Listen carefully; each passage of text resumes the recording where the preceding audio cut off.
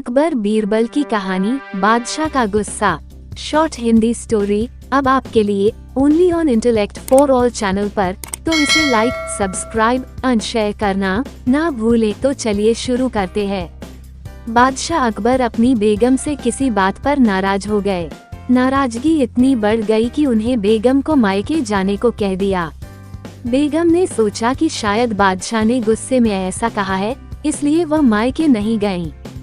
जब बादशाह ने देखा कि बेगम अभी तक मायके नहीं गई है, तो उन्होंने गुस्से में कहा, तुम अभी तक यहीं हो, गई नहीं, सुबह होते ही अपने मायके चली जाना, वरना अच्छा न होगा। तुम चाहो तो अपनी मनपसंद चीज साथ ले जा सकती हो। बेगम सिसककर जनान खाने में चली गईं। वहां जाकर उसने बीरबल को बुलाया। बीरबल बेगम के सामने पेश हो गया। बेगम ने बादशाह की नाराजगी के बारे में बताया और उनके हुक्म को भी बता दिया। बेगम साहिबा, अगर बादशाह ने हुक्म दिया है तो जाना ही पड़ेगा, और अपनी मनपसंद चीज ले जाने की बाबत जैसा मैं कहता हूँ वैसा ही करें, बादशाह की नाराजगी भी दूर हो जाएगी। बेगम ने बीरबल से कहे अनुसार बादशाह को रात में नींद की दवा दे दी और उन्हें नींद में ही पालकी में डालकर अपने साथ मायके ले आई और एक सुसज्जित शयन कक्ष में सुला दिया।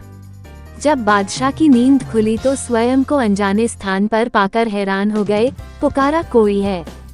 उनकी बेगम साहिबा उपस्थित हुई।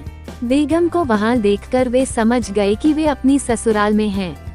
उन्होंने गुस्से से पूछा, तुम हमें भी यहाँ ले आई, इतनी बड़ी गुस्ताखी कर डाली। मेरे सरताज, आपने ही तो कहा था कि अपनी मनपसंद चीज ले जाना, इसलिए आपको ले आई। ये सुनकर बादशाह का गुस्सा जाता रहा। मुस्कुराकर बोले, जरूर तुम्हें ये तरकीब बीरबल ने ही बताई होगी। बेगम ने हामी भरते हुए सिर हिला दिया। कहानी से सीख, अक्लमंदी से सब कुछ संभव है। दिमाग से हर समस्या का समाधान हो सकता है। धन्यवाद।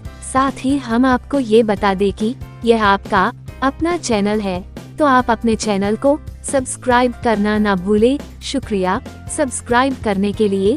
साथ ही कमेंट कर बताएं कि ये कहानी आपको कैसे लगी।